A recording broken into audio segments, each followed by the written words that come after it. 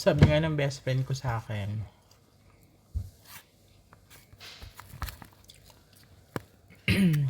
hindi tinitingnan ni Lord kung ano yung gender identity mo. Ang tinitingnan niya is kung ano yung nasa puso mo. Straight ka nga. Grabe naman kasama ng puso mo kung ano-ano naman yung lumalabas sa bibig mo. So wala din, 'di ba?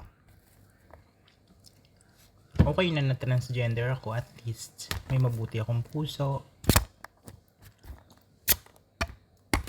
Yung mga magulang ko pinapriority ko, yung family ko, tapos nirerespeto ko yung mga tao na nakapaligid sa akin. And may takot ako sa Diyos.